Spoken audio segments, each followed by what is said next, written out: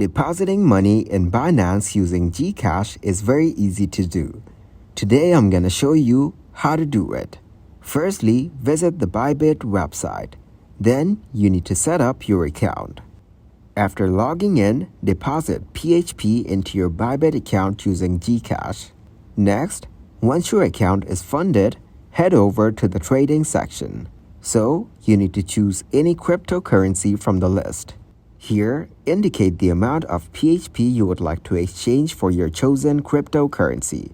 Then, confirm the transaction. Finally, doing so you can deposit money in Binance using Gcash.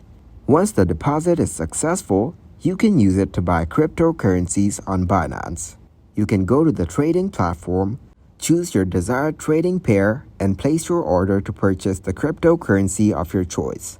Keep it in mind that this process may involve fees and exchange rate considerations, and it's essential to ensure that you are complying with your local regulations regarding cryptocurrency transactions.